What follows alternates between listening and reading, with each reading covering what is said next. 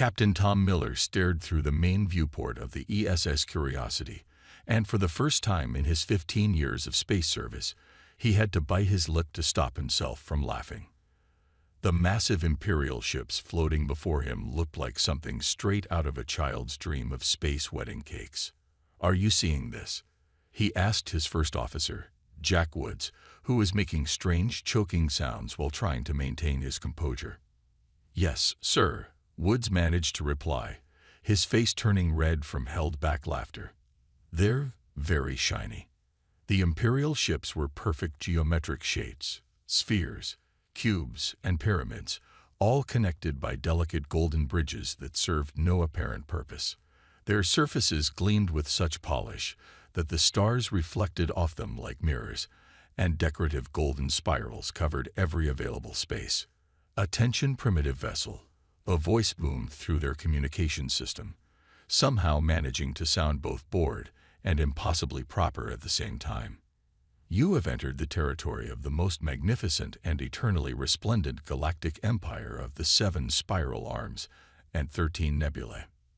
Miller glanced at his communications officer, Lisa Brown, who had stuffed her uniform sleeve into her mouth to keep from giggling. "Do they want us to repeat all that?" she whispered. The voice continued. "You will now commence the proper protocol of first contact, Section 7, Subsection 12. Paragraph 3, Line 2, which begins with the ceremonial dance of submission, followed by the chant of imperial glory." The bridge crew of the Curiosity fell silent for a moment before breaking into poorly suppressed snickers. These aliens couldn't be serious. "This is Captain Thomas Miller of the Earth spaceship Curiosity," Miller replied, keeping his voice steady through sheer force of will. "We come in peace and friendship from Earth. We'd be happy to establish diplomatic relations, but I'm afraid we don't know your ceremonial dances." There was a long pause. "What do you mean you don't know the ceremonies?" The voice sounded genuinely confused. "All civilized species learn the ceremonies before attempting space travel. It's the only proper way." Miller exchanged glances with his crew. The science officer, Dave Parker, was frantically taking notes while trying not to laugh at the golden spirals that were now lighting up in sequence on the Imperial ships. "We sort of just built rockets and went to space," Miller explained. "We didn't know we needed ceremonies." Another long pause followed. "Built rockets and just went to space." The Imperial voice sounded faint, as if its owner might be close to fainting. "Without the proper protocols, without the 300 years of preparation, without the sacred geometry calculations." "Well, we did do some math," Parker chimed in helpfully. "You know, trajectory calculations, fuel equations, that sort of thing." "Fuel?" The voice actually squeaked. "You mean you still use combustion?" The horror in the alien's voice set off another round of muffled laughter among the crew. Miller tried to salvage the situation. "Look, maybe we could meet in person and discuss our different approaches. We're very interested in learning about your civilization." The Imperial ships suddenly began arranging themselves into what appeared to be some sort of formation. The crew watched in amazement as the vessels spent nearly 10 minutes adjusting their positions by tiny increments until they formed a perfect geometric pattern.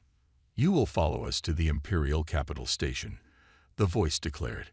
"Please maintain a distance of exactly 7,432.6 units behind our formation. No more, no less. It is the only proper way." As the Curiosity fell into position behind the Imperial fleet, Miller looked around at his crew, all of whom were still fighting back grins.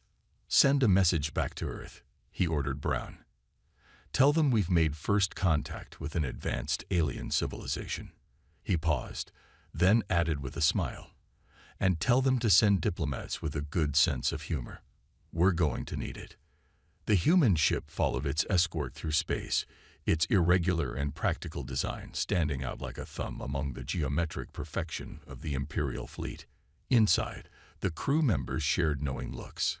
Humanity's entry into galactic society was going to be interesting, to say the least. The Imperial Capital Station looked like a giant crystal snowflake made of gold and silver. Captain Miller and his crew stood at the docking port of the ESS Curiosity, watching as a group of Imperial officials walked towards them in perfect formation, taking exactly one step every 2 seconds. "How long is this going to take?" Jack Woods whispered. The Imperial group had started their approach from 100 meters away. "At this rate, about 5 minutes," Dave Parker calculated, checking his watch. "I think this is their idea of a proper walking speed." Finally, the Imperial delegation reached them. Their leader, a tall figure in an impossibly clean white uniform, covered in golden swirls, looked down at the humans with an expression of barely hidden horror. "I am Grand Admiral Lord Perfect Order through Eternal Harmony," he announced. "You may refer to me as Lord Perfect, as I understand your primitive language has limitations." Miller bit his tongue before he could suggest Lord Fancy as an alternative. "Welcome aboard, Lord Perfect," he managed. "Would you like a tour of our ship?" The Grand Admiral's face turned slightly pale. "You mean, enter that irregular shape?" He gestured at the Curiosity. "But it's not even a proper geometric form. How do you navigate with such chaos?" "We just use corridors and signs," Lisa Brown explained helpfully. "And sometimes we put arrows on the floor." Several Imperial officials looked like they might faint. Lord Perfect pulled out a golden tablet. "Let us proceed with the inspection. First, please explain your propulsion system." Dave Parker stepped forward. "Well, basically, we use controlled explosions to..." Explosions. The entire Imperial delegation took 3 perfectly synchronized steps backward. "You travel through space using explosions." "Well, yes," Parker continued. "It's quite efficient, actually. We mix fuel and oxidizer." "Stop, please stop." Lord Perfect held up his hand. "You mean to tell us you reached the stars by setting things on fire?" Miller nodded. "Pretty much. How do your ships work?"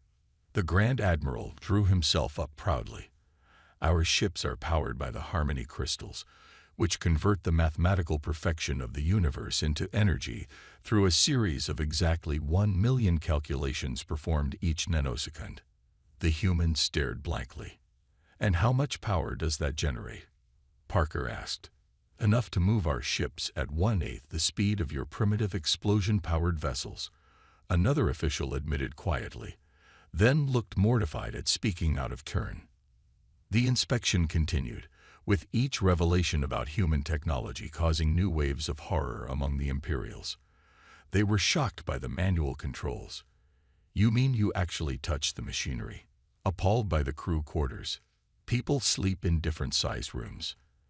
And nearly had a group breakdown when they saw the mess hall. "You eat together at the same time." The final straw came when they reached the engine room. "What are those round things?" Lord Perfect asked, pointing at some machinery. "Those are wheels," the ship's engineer explained. "They help move heavy equipment around." The entire Imperial delegation froze. "Wheels?" Lord Perfect whispered in horror. "But wheels are circles. Perfect circles. You dare to use the sacred shape for manual labor." Miller exchanged glances with his crew. "How do you move things in your ships?" "We use gravitational field manipulators, of course," the Grand Admiral replied. "They only take 3 hours to warm up and require a team of 20 mathematicians to calculate each movement." As the inspection concluded, Lord Perfect gathered himself to his full height. "Despite your crude methods and shocking disregard for proper geometry, the Empire has decided to educate you in proper civilization." "That's very kind," Miller replied diplomatically. "A cultural education officer will be assigned to your ship," the Grand Admiral continued. "We will teach you the proper way to exist in space." As the Imperial delegation began their precisely timed departure, Miller turned to his crew. "Well, that went well." "Sir," Parker said, checking his tablet, "I've been doing some calculations. Their entire empire runs on making things as complicated as possible." "And?" Miller asked. Parker grinned. They have no idea what's about to hit them when they learn about human efficiency. The crew watched as the Imperial delegation continued their slow march back, their golden uniforms glinting under the station's lights. Humanity's introduction to galactic society was going to be interesting and possibly revolutionary, even if they didn't mean it to be. Cultural Officer Robert Smith was not what the crew of the ESS Curiosity expected. Unlike other Imperials, he wore his golden uniform slightly wrinkled, a scandal by Imperial standards, and sometimes walked at different speeds, which had already earned him weird looks from other Imperial officials. Today, Smith announced to the gathered crew, "I will study your cultural practices, and you will learn proper Imperial behavior." He pulled out a golden tablet. First question. Why do you make those strange spasming movements with your faces? You mean smiling? Lisa Brown asked. Or laughing? Ah yes, those terms are in our database. But what is their purpose? Well, Captain Miller explained, we laugh when something is funny. Smith looked confused. Define funny. The crew members looked at each other.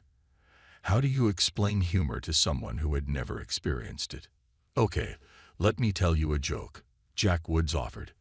Why did the chicken cross the road? What is a chicken? Smith asked, taking careful notes. It's like a small bird we eat. Anyway, why did it cross the road? Based on Imperial logic protocols, a bird would only cross a designated transport path if it had filed the proper documentation and received approval from at least 3 governmental departments. Smith answered seriously. No, Woods laughed. The answer is to get to the other side.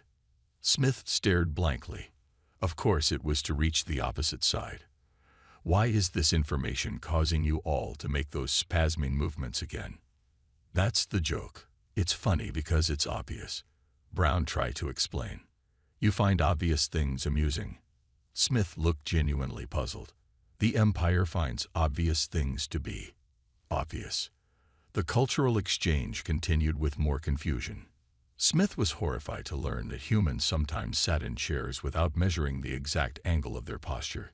He was shocked that they ate different foods on different days based on what they felt like eating, rather than following the Empire's nutritional optimization charts. But the biggest surprise came when Dave Parker's cat wandered into the room. Alert. Smith jumped onto a chair. There is an unauthorized life form aboard. I must contact Imperial security. That's just Whiskers, Parker explained, picking up the cat. She's my pet. Smith slowly got down from the chair. Pet. You keep a smaller animal in your living space, voluntarily. Sure. Want to pet her? Smith cautiously extended a hand toward Whiskers, who promptly began purring. The Imperial's eyes went wide. It's vibrating. Is it preparing to explode? No, that means she's happy. Parker laughed. Cats purr when they're content. Happy. Content, Smith muttered, writing frantically on his tablet. And you allow these emotions to influence your actions. Of course, Miller said. Don't Imperials feel emotions? We are taught from birth to suppress all irregular thoughts and feelings, Smith explained. They interfere with proper geometric appreciation. As Smith continued petting Whiskers, the crew noticed something extraordinary. The corners of his mouth were twitching upward. Officer Smith, Brown said carefully, I think you're smiling. Smith touched his face in horror. Impossible. I would never. But he couldn't seem to stop. This is most irregular. I must report this to my superiors immediately. As he hurried out of the room, still fighting the smile, Miller turned to his crew. I think we just introduced the concept of joy to the Empire. Sir, Woods grinned.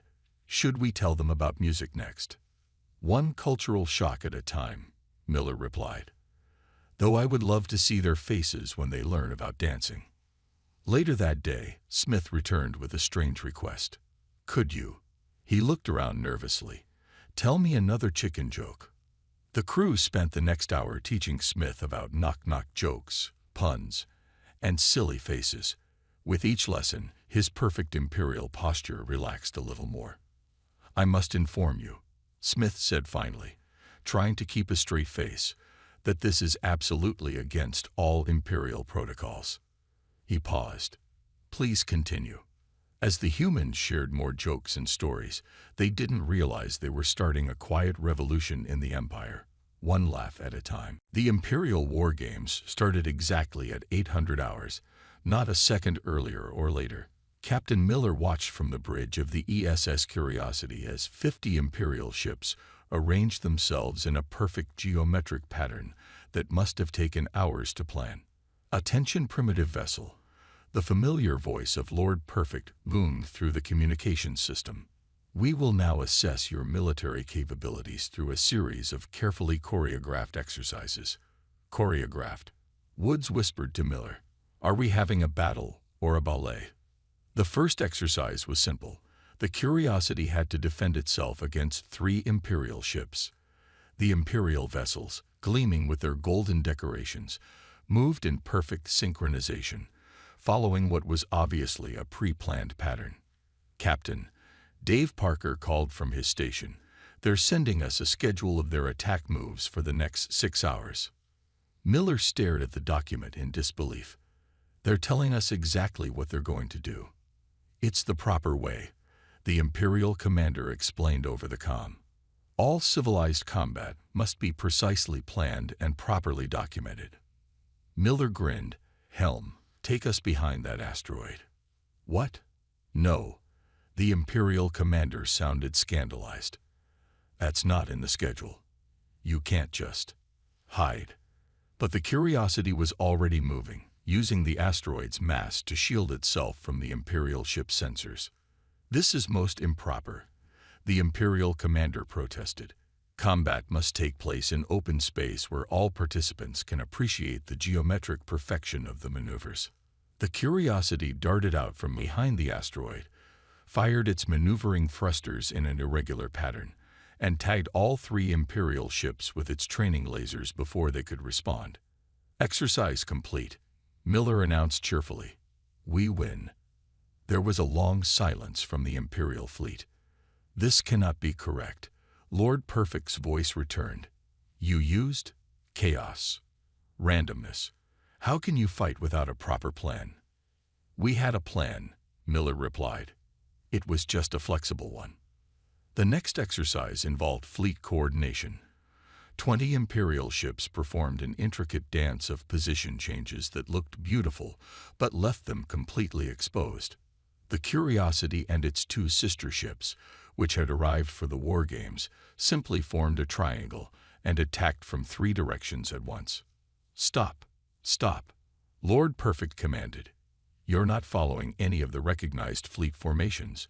Where are your golden spirals? Your symmetric attack patterns?" "We're following the formation called whatever works," Miller responded. By the end of the day, the Imperial fleet was in disarray. Not physically, as they maintained perfect geometric spacing at all times, but mentally. Their commanders couldn't understand how they'd been defeated by ships that didn't even have proper ceremonial plating. Lord Perfect called an emergency meeting aboard the Imperial flagship. "This is impossible," he declared to the assembled human and Imperial officers.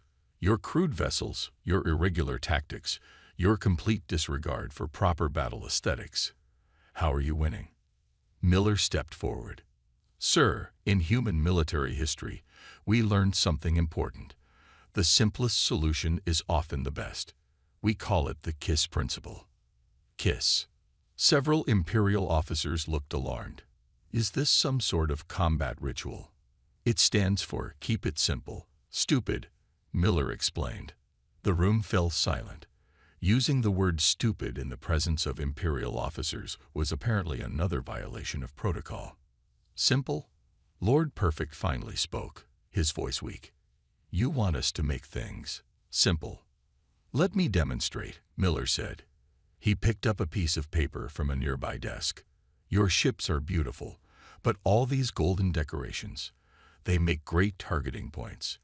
And these perfect geometric formations, They make your movements predictable. He crumpled the paper into a ball and tossed it at the recycling bin. It went in perfectly. Sometimes, Miller concluded, messy works better than perfect. The Imperial officers watched in horror as the crumpled paper sat in the bin, its perfect geometric shape destroyed, yet somehow still functional. Lord Perfect swayed slightly. I must report this to the Imperial Council. This changes everything we thought we knew about warfare. As the humans left the meeting, Woods turned to his captain. Sir, did we just revolutionize Imperial military doctrine by being lazy? Miller smiled. Sometimes the best way to win is to not try so hard to be perfect. Behind them, they could hear Lord Perfect still muttering. Simple.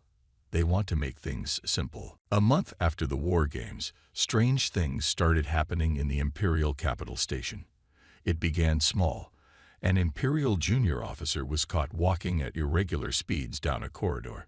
Then someone found a group of young engineers laughing at a knock-knock joke in a maintenance bay. But the real crisis started with Casual Friday. Robert Smith, now promoted to Chief Cultural Exchange Officer, stood before the Imperial Council trying to explain why 20 young Imperial officers had shown up to work wearing their uniforms without proper starching. You see, my lords, Smith explained nervously, humans have this tradition called Casual Friday where they...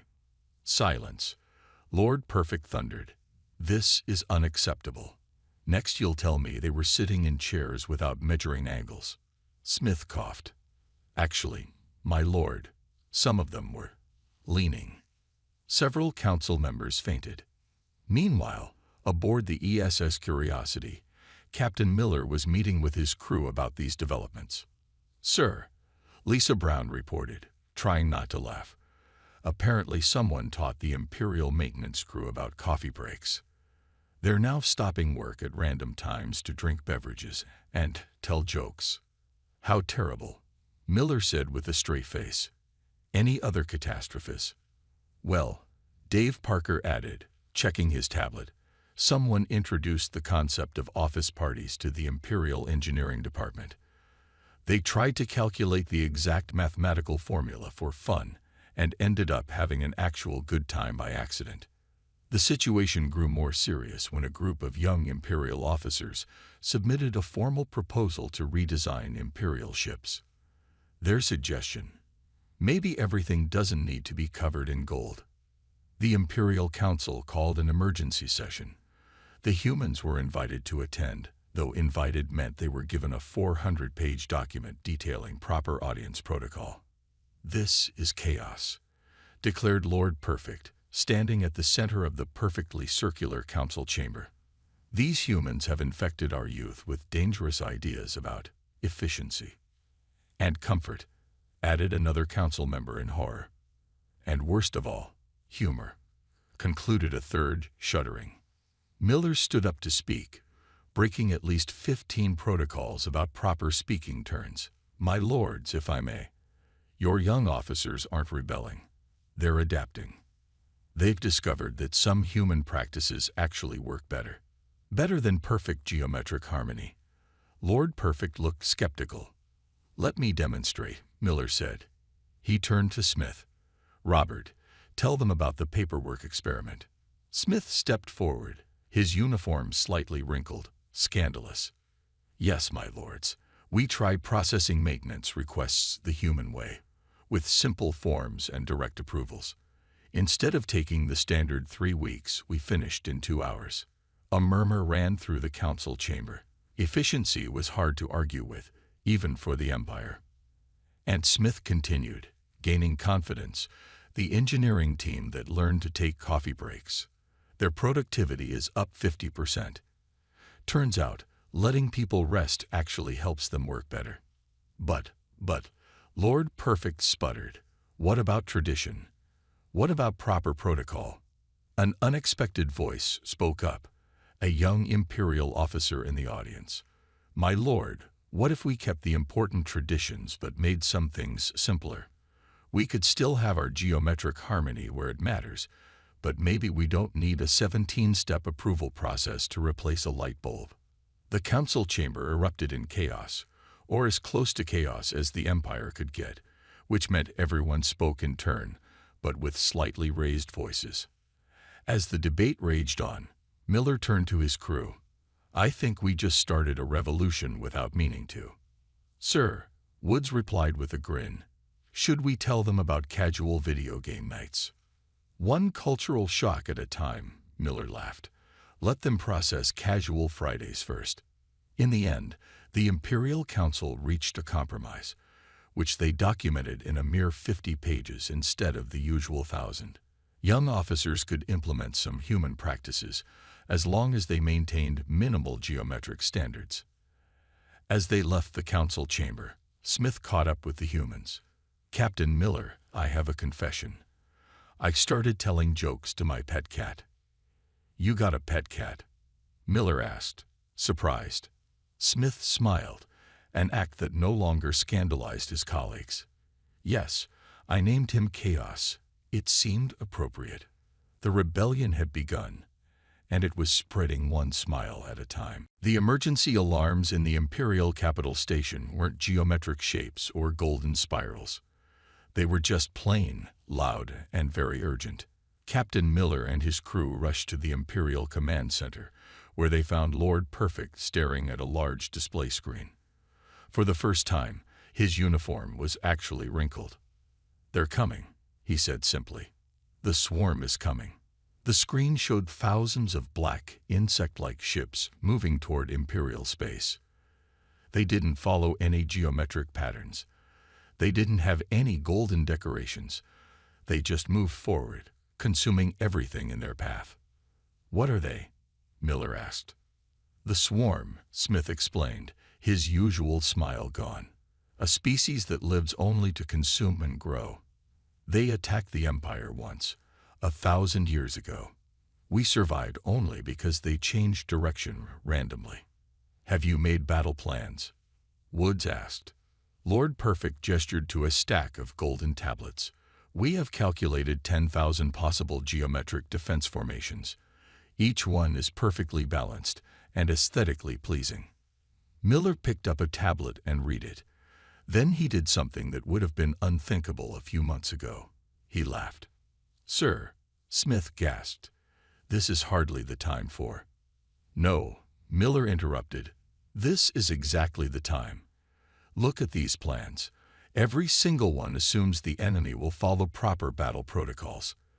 But the swarm doesn't care about geometry. They don't follow rules. You can't fight chaos with perfect formations." The Imperial officers looked lost. "But how else can we fight?" one asked. "We wing it," Miller said. "Wing what?" Lord Perfect looked confused. "It means we make it up as we go along," Woods explained. "We adapt. We improvise." Several Imperial officers fainted at the word improvise. "Impossible," Lord Perfect declared. "All military actions must be properly planned and documented in triplicate." "The swarm will be here in 6 hours," Miller pointed out. "How long does it take to process those documents?" 5 to 7 business days, an officer replied automatically. Miller turned to Lord Perfect. "Sir, you have a choice. You can follow proper protocols and look perfectly geometric as you lose, or you can try something new and maybe survive." A long silence followed. Lord Perfect looked at the approaching swarm, then at his perfectly organized battle plans, then at his wrinkled uniform. Finally, he took a deep breath. "What do you suggest, Captain Miller?" Miller grinned. "First, we mess up their perfect geometric sensors. Dave, remember that trick with the asteroids from the war games?" Parker nodded. "If we scatter asteroid fragments randomly, their sensors will get confused trying to find patterns that aren't there. Next," Miller continued, "we use their love of order against them. They'll expect attacks to follow logical patterns, so we do the opposite. Random attacks, irregular movements, complete chaos. That's... Lord Perfect struggled for words. "Brilliant?" Smith suggested. "Horrifying," Lord Perfect corrected. "But possibly effective." The next few hours were the most chaotic in Imperial history. Ships moved without filing flight plans. Officers gave orders without proper documentation. Someone even suggested they remove some golden decorations to improve engine efficiency. As the swarm approached, Miller watched the Imperial fleet trying to practice random movements. It was like watching someone try to dance badly on purpose. "They're still too organized," he muttered to Woods. "They can't help themselves." Then Smith spoke up. "I have an idea. Play that thing you showed me. What was it called? Rock music?" Miller's eyes lit up. He connected his tablet to the Imperial fleet's communication system and hit play. The sound of classic rock filled every Imperial ship. "This is completely irregular," one Imperial captain complained. "The beat doesn't follow any mathematical progression." "Exactly," Smith said. "Don't think. Just feel the rhythm and move." To everyone's amazement, it worked. The Imperial ships, trying to make sense of the music's irregular patterns, began moving unpredictably. Their perfect formations dissolved into beautiful chaos. As the swarm arrived, they faced something they'd never encountered before, an Imperial fleet that didn't make sense. Miller watched from the command center and smiled. "Sometimes," he said to Lord Perfect, "the best plan is no plan at all." Lord Perfect, his uniform now hopelessly wrinkled, just nodded. "I think I'm getting a headache," he said, "but I'm also feeling something else. Excitement." "Welcome to the human way," Miller replied. "Now let's show the swarm why chaos can be a good thing." 1 month after the swarm's defeat, the Imperial capital station looked very different. The golden decorations were still there, but now they shared space with more practical features. And in the main hall, something unprecedented had appeared. A coffee shop. Captain Miller sat with Lord Perfect, both enjoying beverages from Imperfect Cafe, the Empire's first coffee shop that didn't measure liquid amounts to exactly 6 decimal places. "I still can't believe we won using rock music and random movements," Lord Perfect said, sipping his coffee irregularly, something that would have been a capital offense 3 months ago. "The swarm's biggest weakness was trying to find patterns in our actions," Miller replied. "Hard to find patterns when there aren't any." Around them, the station buzzed with activity. Imperial officers walked at varying speeds, some even hurrying. Another recent innovation. Young engineers gathered in corners, sharing jokes and ideas without filing proper conversation permits. "The Imperial Council meets today to discuss the changes," Lord Perfect said. "They've asked you to speak." Miller nodded. This time, he hadn't received a 400-page protocol document for the meeting. Instead, Smith had sent him a simple message: "Just show up and be yourself." The council chamber had changed too. The perfectly geometric seating had been replaced with comfortable chairs. Some council members were even leaning back slightly. "Captain Miller," the head counselor began, "your influence has caused unprecedented changes in our society. Some would say too many changes." Miller noticed the head counselor was wearing a casual robe, formal, but without the usual geometric patterns. "But," the counselor continued, "we cannot argue with results. Our productivity is up 200%. Our ships move better without excess golden decorations. And," he paused dramatically, "people seem happier." A young Imperial officer stood up, without waiting for the proper speaking time. "The human ways aren't perfect, but they work. I propose we create a new principle: perfect is the enemy of good enough." Instead of fainting, the council members actually nodded in agreement. Therefore, the head counselor announced, "We have made a decision. The Empire will adopt a new philosophy: organized chaos." Smith, sitting beside Miller, actually laughed out loud. No one called for his arrest. The changes were implemented with surprising speed, mostly because they removed the requirement for 17 different departments to approve every decision. Imperial ships were redesigned, keeping their beautiful shapes but adding practical features. The military adopted what they called structured randomness for their tactics. They even started a comedy club. Miller attended the first meeting of the Imperial Humor Association. The jokes were terrible, mostly involving geometric shapes and proper documentation, but people laughed anyway. It was a start. "Captain," Smith said during the celebration that followed, another human tradition the Empire had embraced. "I have something to show you." He led Miller to the station's main viewport. Outside, the Imperial fleet was performing maneuvers, but instead of rigid geometric patterns, the ships moved in a beautiful dance, combining order and randomness in a way that was uniquely Imperial. "We're calling it controlled imperfection," Smith explained proudly. "Beautiful, but practical. Perfect, but flexible." Lord Perfect joined them, wearing his now permanently wrinkled uniform like a badge of honor. "We're even starting an exchange program. Young Imperial officers will spend time on human ships to learn your ways, and human officers can come study with us. Just don't teach them too much about proper documentation," Miller joked. "Oh, we've simplified that too," Lord Perfect replied. "Forms now only need 3 signatures instead of 30. As Miller prepared to leave the station, he took one last look around. The Empire had changed, but it hadn't lost its identity. The golden spirals and geometric shapes remained, but now they shared space with practical designs and comfortable spaces.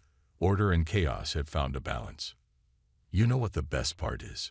Smith said as they watched a group of young officers playing with a cat in the corridor. "What's that?" "We finally understand why humans couldn't stop laughing when they first met us. And now we can laugh too." Miller smiled. The Empire had learned to laugh at itself, and in doing so, had become stronger than ever. Sometimes the best revolution wasn't about destroying the old ways, but about learning to bend a little. As the ESS Curiosity departed, Miller heard one last message from the station. "Farewell, human friends. May your chaos be organized and your imperfections perfect." And for once, everyone laughed together.